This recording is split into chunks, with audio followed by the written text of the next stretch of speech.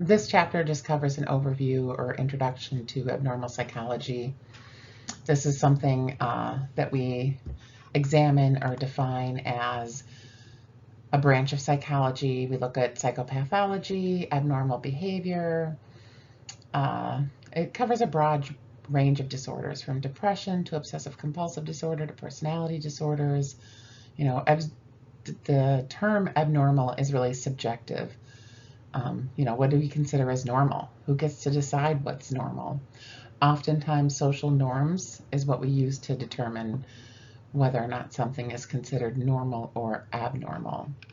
Abnormal psychology focuses on the patterns of emotion, thought, as well as behavior that can be signs of a mental health condition. Currently, today, we have about 1 in 5 that suffer from a mental illness. So that's about, in 2020, it was about 52, almost 53 million in the United States that were diagnosed with some sort of mental illness. If you read through some of the statements on this slide, some people consider this normal. Some people would say that these behaviors are abnormal. It's really more of a personal opinion or what society deems as normal or abnormal as to whether or not these things are socially acceptable. Psychological disorders are almost inevitably associated with a stigma or a negative label that causes certain people to be regarded as different or defective, sort of set apart from mainstream members of society. Even in today's society, the stigma, despite this greater awareness of the prevalence of mental health issues, there's still a lot of negative social attitudes towards people with psychological disorders. It ranges from discomfort to outright prejudice. Sometimes language, humor, stereotypes portray psychological disorders in a negative light. Some people fear that those who have these disorders are violent and dangerous. There seems to be something about a psychological disorder that makes people want to distance themselves as much as possible. This can result in social discrimination. To make matters worse, people experiencing symptoms of a psychological disorder may not avail themselves of the help that they could receive from treatment because they too have incorporated stigmatized views of mental illness. Some individuals are able to resist the stigma of psychological disorders due to their ability to define their disorder and reject labels from other people, and so that they will seek treatment for it. If you're like most people, you probably found it surprisingly difficult to decide which of these behaviors listed here are normal and abnormal. It's difficult sometimes to determine, is a student drinking until he or she passes out considered to be normal? A man kissing another man on the lips, is that considered normal or abnormal? A parent slapping a child, believing that and acting like you're Jesus.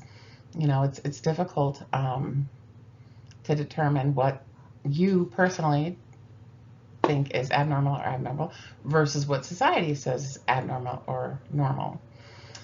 So much of this is a part of our everyday life.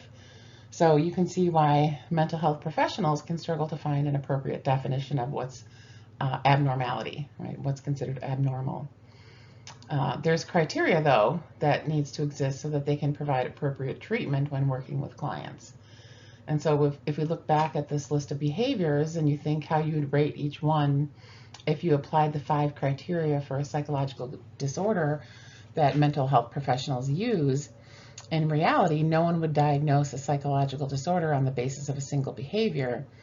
But if we use the criteria, then we can dive a little bit deeper and look at the process that clinicians use when they decide whether or not, a client has a disorder or not. Being really sad isn't necessarily going to mean that you're diagnosed with major depressive disorder. There has to be other criteria that you meet according to the DSM-5 that would diagnose somebody with, major depressive disorder.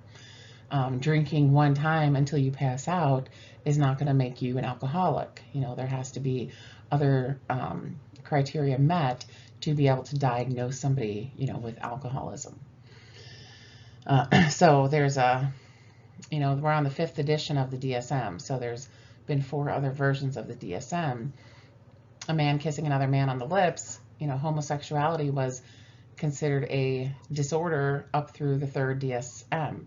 That was pulled out when the DSM-4 was published in the 90s. Prior to that, it was believed that homosexuality was a disorder. Nowadays we would not diagnose somebody with that. That's just considered a normal part of life today. But up through the 80s and even into the 90s was considered a mental disorder. So we've grown in our understanding, and our knowledge and criteria continues to change, as we learn more about the brain as well as mental illnesses in general. But there's still a process here that's involved. There are several perspectives that we look at when we examine behavior in psychology. The biological perspective is one of them. So we look at things from a biological DNA, hereditary, genetic, perspective. But we also take into account a combination of other factors, such as psychological, environmental, sociocultural, those types of things when we're examining an individual or a person's behavior or background. So we see social factors interacting with biological and psychological contributions, in that environmental influences such as exposure to toxic substances or stressful living conditions. This can also lead individuals to experience psychological disorders.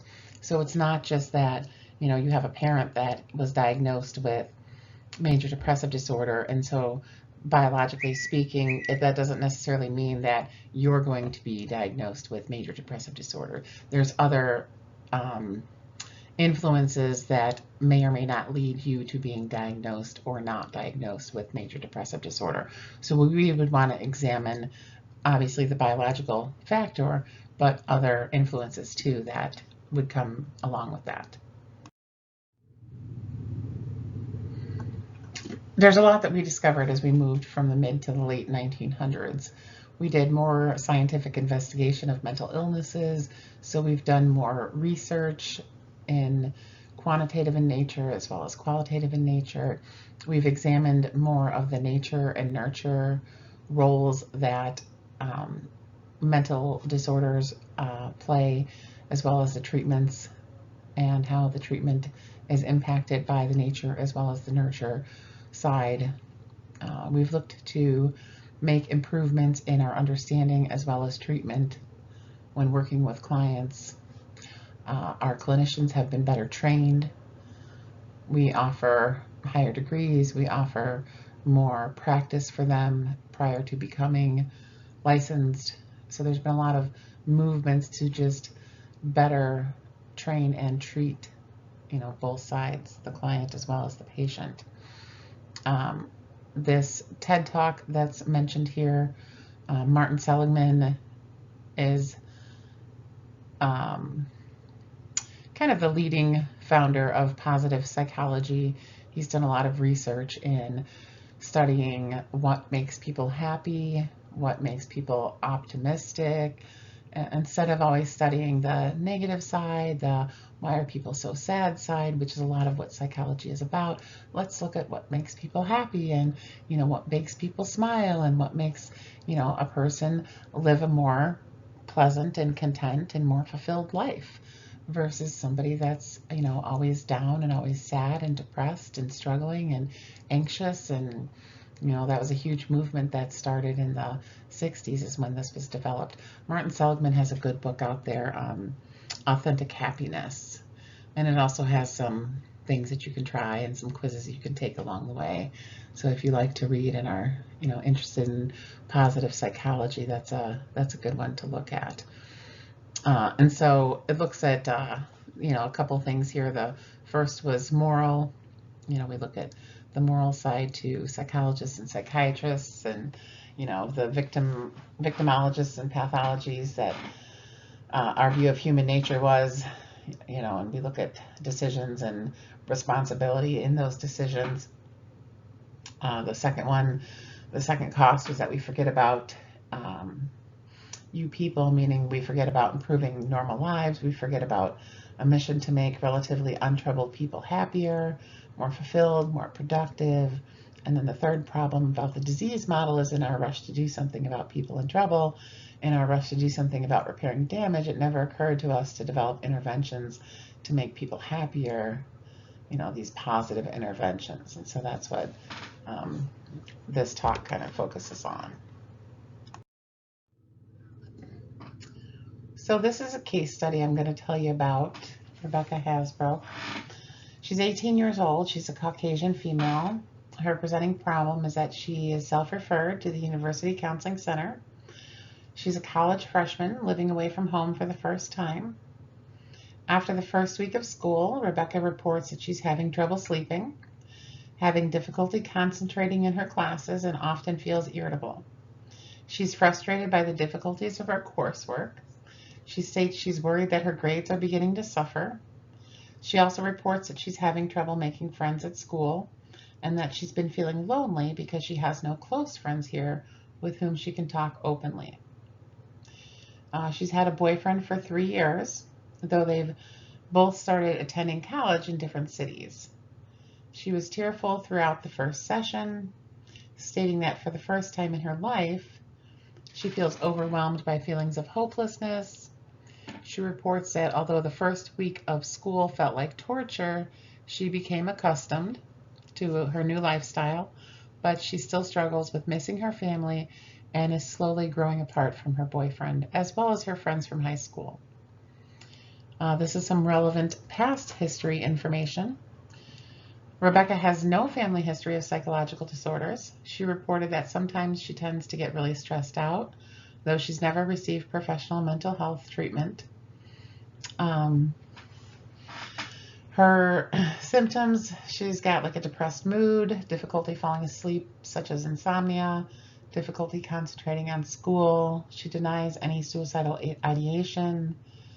Although it appeared at first Rebecca was suffering from a major depressive disorder, she did not meet the diagnostic criteria. While the age of onset for depression tends to be around Rebecca's age, given her lack of a family history of depression and that her symptoms were occurring in response to a major stressor, the clinician determined that Rebecca was suffering from adjustment disorder with depressed mood. And so the treatment for her would be to refer her for psychotherapy, which should focus on improving her mood and allow her a space to discuss her feelings surrounding the major changes that have been occurring in her life. So a couple questions to just kind of think about and consider for this case would be, in Rebecca's case study, what do you think a single factor would be that may have led to this breakdown? And then how might the lack of support from her family as well as her boyfriend contribute to Rebecca's mental state?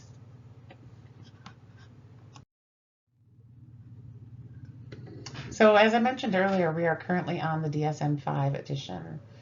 And so the DSM-1 contained about 102 very broad diagnostic categories that were based on psychodynamic, mostly Freudian principles. They contained like 2 major groups of mental disorders. The first one being the conditions that were assumed to be caused by some type of brain dysfunctions or effects of environmental stress. The second group was divided into psychosis or severe conditions such as schizophrenia, manic depressive disorder, psychoneurosis, which included personality disorders, depression, anxiety-related conditions, things like that. When the second one came out, to try and compensate for the deficiencies of the first one, the second one was still heavily influenced by Freudian principles, even though these principles were losing popularity of the time. It looked at expanding the definition of mental illness, took into account milder conditions that occurred in general populations. It tried to broaden the client base of psychiatry, such as conditions without manifest psychiatric disorders.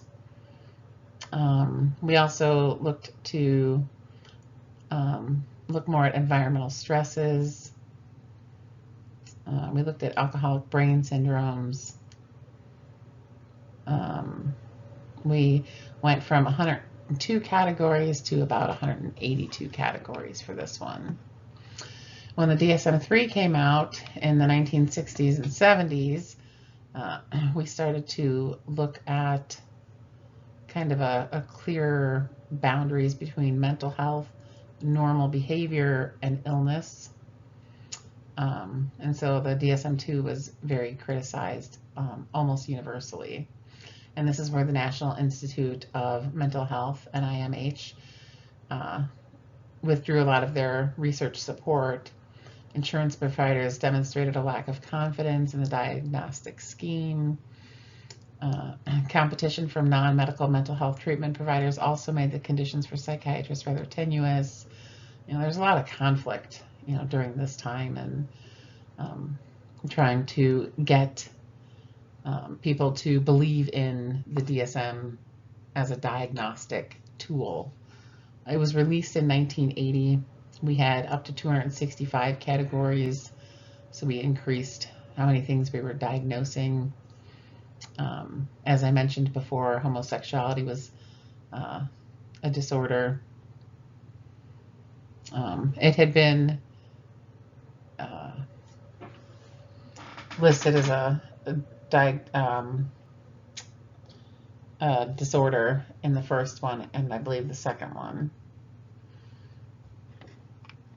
And then we had another version come out, a revised version. So it's like the DSM-3-R. That was 292 categories that we had in that one. That one came out in 1987. This one was significantly longer than some of the other ones. So we got this one up to about 567 pages, I believe that one was. So it's more descriptive in the diagnostic categories that we had. In the 90s is when the DSM-4 came out. Like I said, we removed the homosexuality. Although I think, in one of the re-releases of the third one, I think that was removed. But I know for sure the homosexuality, I know for sure it was taken out in the fourth one. We also added the 5-part, the Axis one, which was the clinical syndromes. And so that's where you would diagnose somebody with like major depressive disorder, anxiety, that type of thing. Axis 2 was like your personality disorders or developmental disorders, such as like an intellectual disability, although at the time we were still referring to it as mental retardation. And we have since updated the language to intellectual disability. Axis 3 was if anybody had any kind of medical conditions, if they were diabetic, if they had asthma, things like that, you would list there. Axis 4 was psychosocial or environmental issues. You would list anything with relationships, like let's say the person was divorced. You'd list it there on Axis 4. And then Axis 5 was a global functioning scale, and so that was a 0 to 100 rating. And so the lower they were, the more severe they were. The more serious the treatment was that they needed right away. And then in 2013 is when the DSM-5 was released, and that's the picture of the book you see here in purple. And so that's, we had another kind of slew of changes. We had some disorders that were deleted. There was some subsets of autism spectrum like Asperger's and things like that, Rett syndrome, that were moved or deleted or changed. Some of the subtypes of schizophrenia were deleted. Just some, changes within the disorders that we've already had that were either moved or just deleted. And then the axis, the 5-axis, was also dropped, which, there's been a lot of controversy and question as to whether or not, we should have dropped that or not. Even though it's dropped, and it's not technically a part of the DSM anymore, a lot of clinicians today still use that 5-axis scale. So if you have the opportunity to learn that scale and understand, how to use it, in my opinion, it's still good to know, because like I said, there's a lot of agencies that still follow that axis scale. When we look at abnormal behavior, we also have to look at the spiritual approach. And so, there's a lot of background history thinking that this was, mental disorders were not mental disorders and that they were demons and spirits. And, we look at exorcisms and things like that and trephining. And so the trephining is, we had skulls of the living that had holes cut out of them.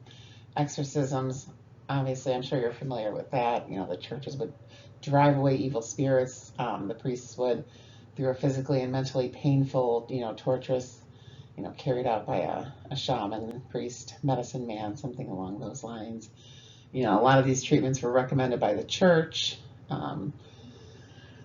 So we begin with the oldest approach to psychological disorders dating back to prehistoric times. There's a lot of archaeological evidence from about 8,000 BCE that suggests that the spiritual explanation of the psychological at the time was what was most widely accepted. Skulls discovered in caves inhabited by prehistoric people show signs of the trephining in which holes were cut out into the bone. This evidence suggests an attempt to release evil spirits from the person's head. Archaeologists have found trephined skulls from many countries and cultures, ranging from the far and Middle East to Britain and South America. This trephining continued to be practiced throughout history, even into modern times, but its use during ancient times seems to be specifically associated with beliefs in evil spirits.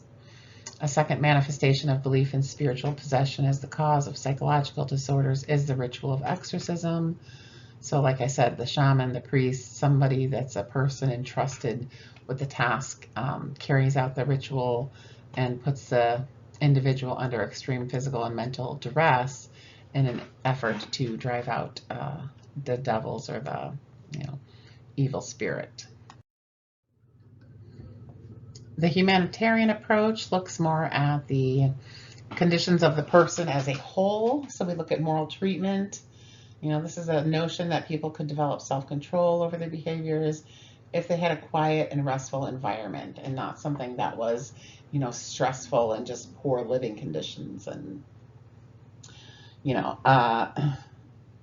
mental hygiene movement came along. And so we advocated, for a lasting influence on the mental health system. And Dix was part of this, and her work was carried forward into the 20th century by advocates. And the humanitarian goals was to, get more money and get more support in this mental hygiene movement to help people get the treatment and support that they need to, feel better mentally and to get the treatment that they need for mental illness or mental disorders.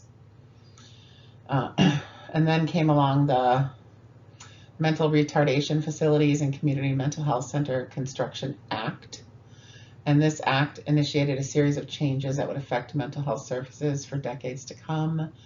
Then we had the deinstitutionalized movement, which promoted the release of psychiatric patients into community treatment sites. Then we had advocacy groups that worked tirelessly to change the way public views mentally ill people and how society deals with them. So this is where NAMI comes in, National Alliance on Mental Illness. We have the Mental Health Association. These are all different advocacy groups. The Center to Address Discrimination and Stigma. We wanted to eliminate the barriers initiative also. And then there's the anti-stigma programs, and this is in part of efforts to improve the delivery of mental health services, was the purpose of the anti-stigma programs. When we look back towards earlier times in the scientific approach, we have to go back to Hippocrates. That's the father of modern medicine, believed that there were 4 important bodily fluids that influenced physical and mental health, leading to 4 personality dispositions. Claudius developed a system of medical knowledge based on the anatomical studies. Benjamin Rush is the founder of American psychiatry. This rekindled interest in the scientific approach to psychological disorders. This also helped build occupational therapy. And with treatment, we looked at bloodletting, purging, tranquilizers, fright inducement as well.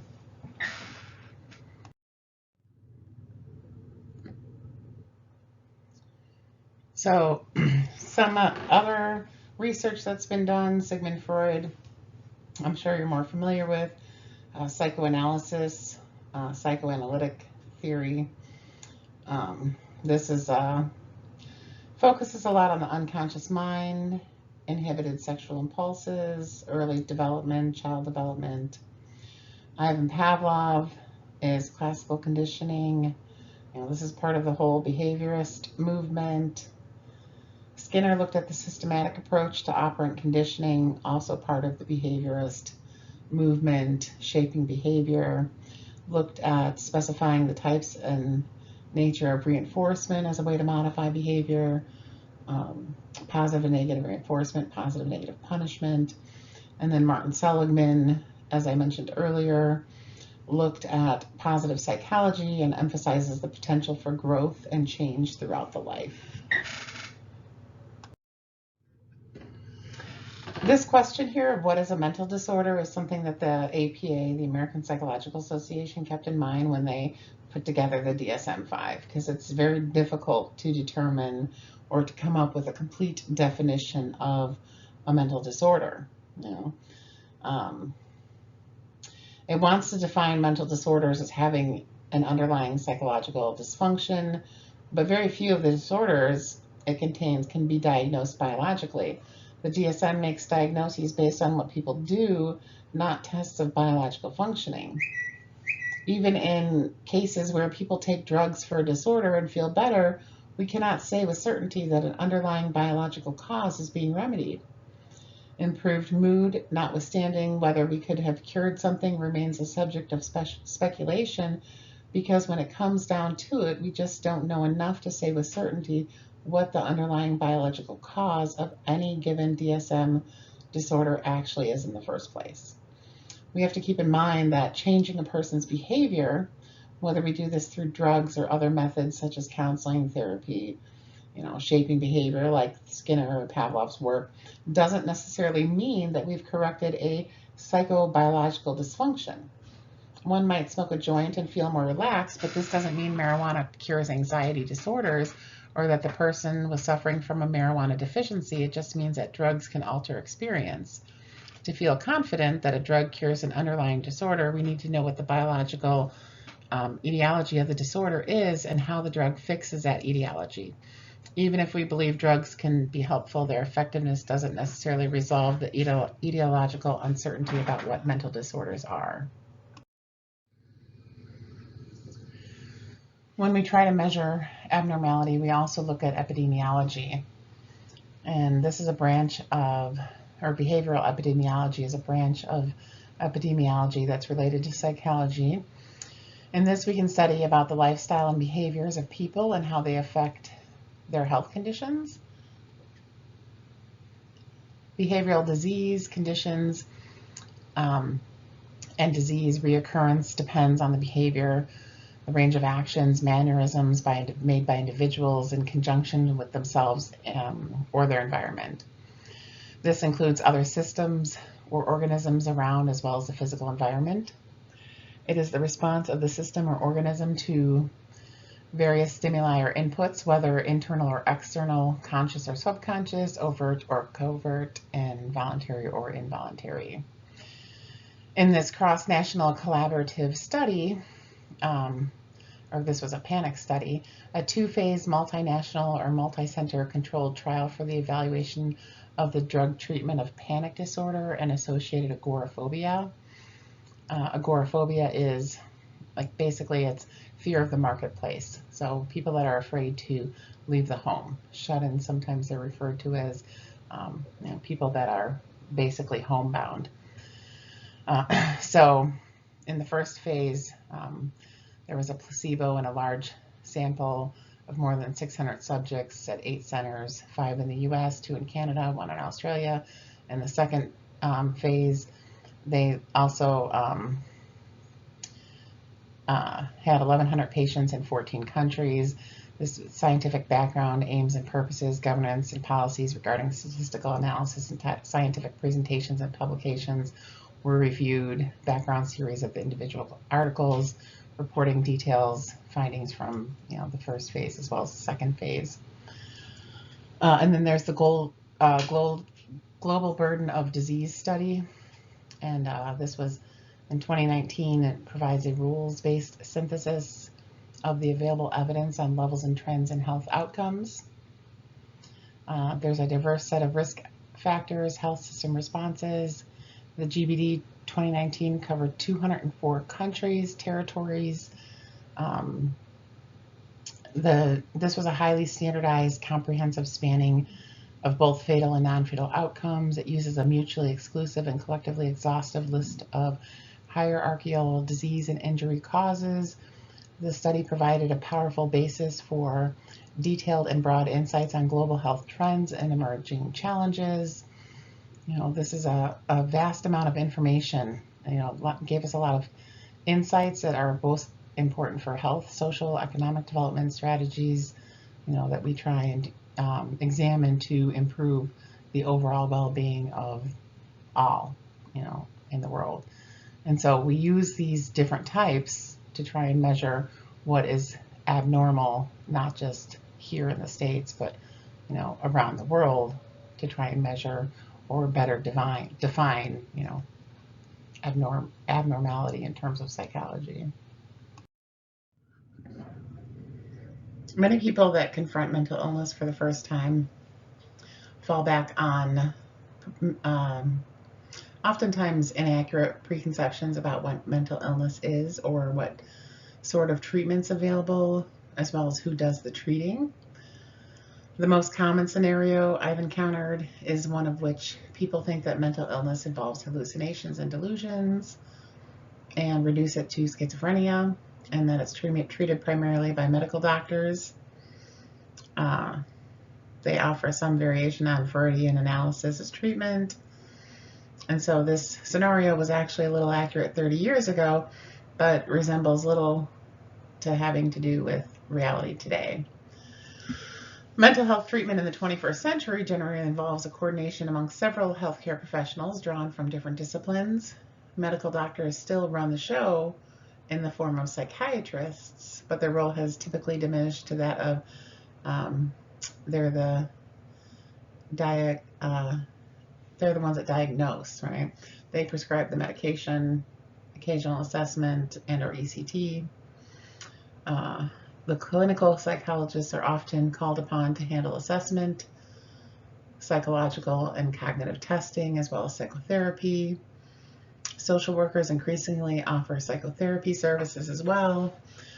There's a host of related professionals like licensed counselors that specialize in substance abuse, marital and family therapy, children's therapy, that handle a lot of the psychotherapy tasks. We also have psychiatric nurses that handle a lot of the hands-on work involved in inpatient hospital care.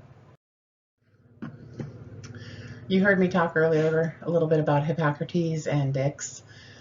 This looks at lobotomies a little bit. Have you seen the movie before, One Flew Over the Cuckoo's Nest? That looked at extreme psychosurgery into the minds of a generation when Randall McMurphy is lobotomized and left a shell of his former self, mute, motionless, like one of those store dummies. Lobotomies and other so-called heroic invasive physical therapies developed during the early 20th century typified a radical new approach to the treatment of mental illness that broke from relegating patients to the asylum, but at what cost? On November 12th, 1935, there was a Portuguese neurosurgeon, Almeida Lima, that performed the first human lobotomy using alcohol injections to destroy the brain tissue. This procedure had been proposed by his Nobel Prize-winning colleague Moniz as a result of hearing a lecture by the American neurologist John Fulton earlier that year. Fulton had described a chimpanzee that had become much calmer after surgery, destroying the connections between the frontal lobe areas and below the cerebral hemispheres, which are concerned with the emotions. Lima operated on a total of 20 patients, all of whom survived, but 7 were considered to have made a complete recovery, and an equal number were described as having markedly improved.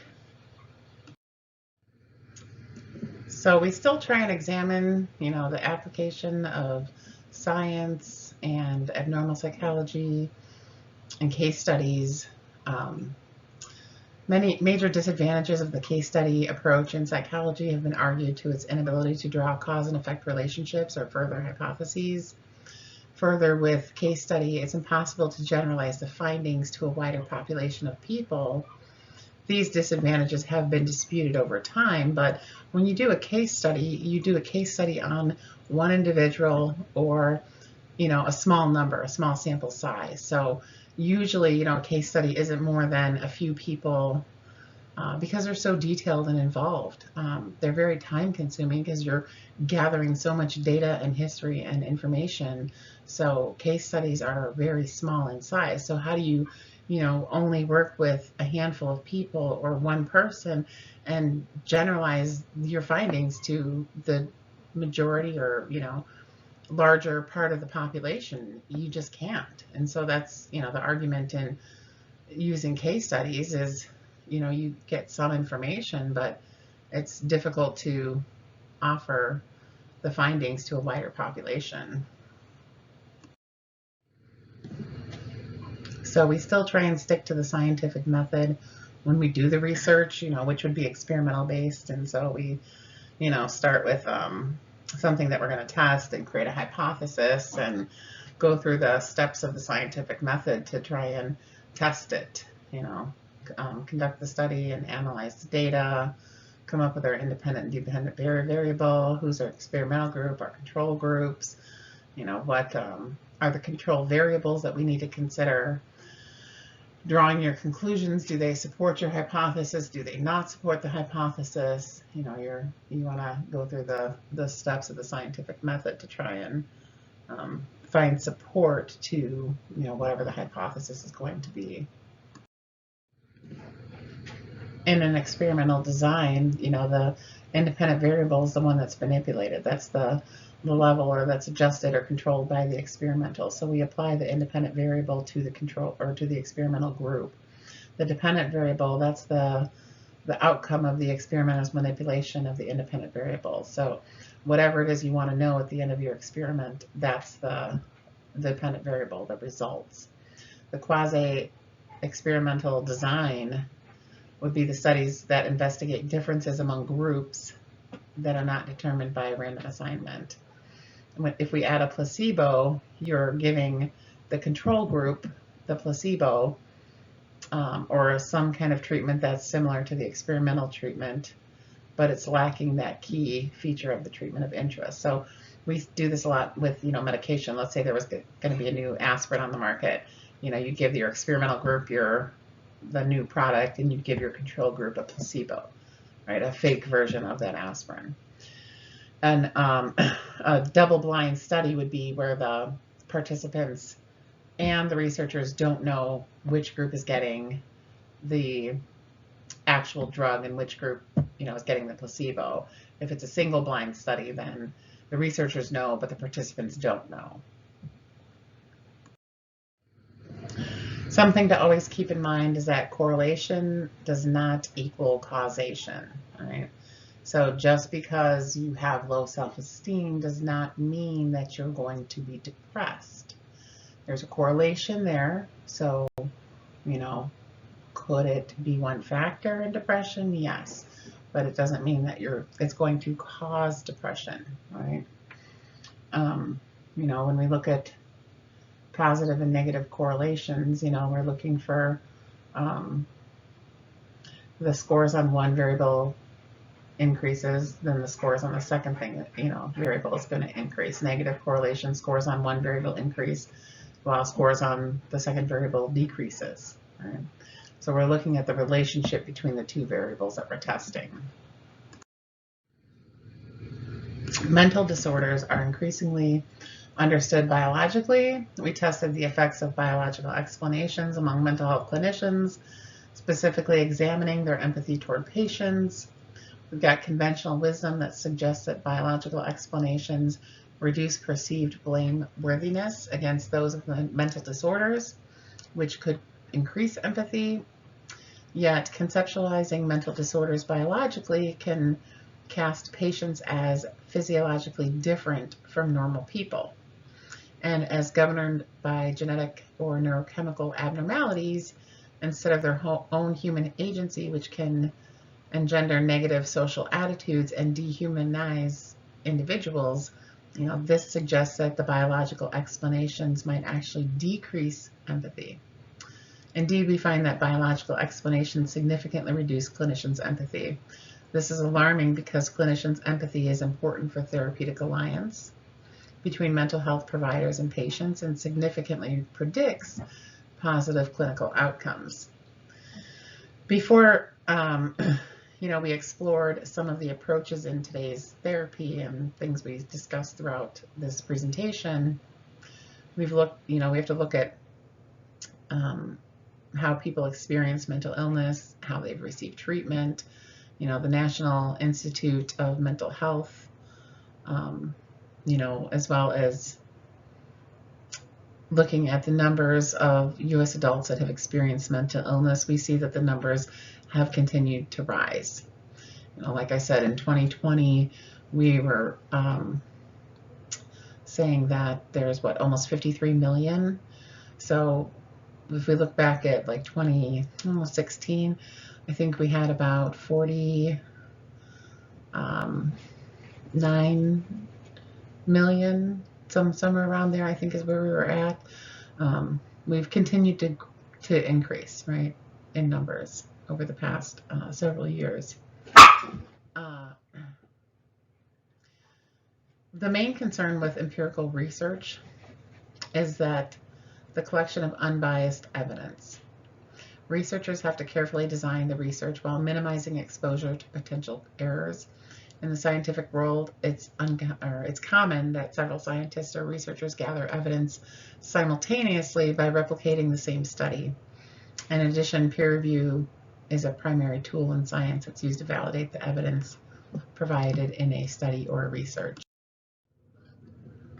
Something to think about moving forward, before you move on to the next chapter or log into class again. Think about, observe, write down, record something that you consider to be abnormal, and why do you think it's abnormal? Start paying attention to other people's behaviors, the behaviors of your family, your friends, your roommates, your colleagues, things that you see around campus, wherever it is that you are, out shopping, and think about, is that abnormal? And by what definition, or whose definition is it abnormal? By society, medically speaking, is it something that we would consider part of a diagnosis for one of our mental illnesses? But why do you think it would be considered abnormal?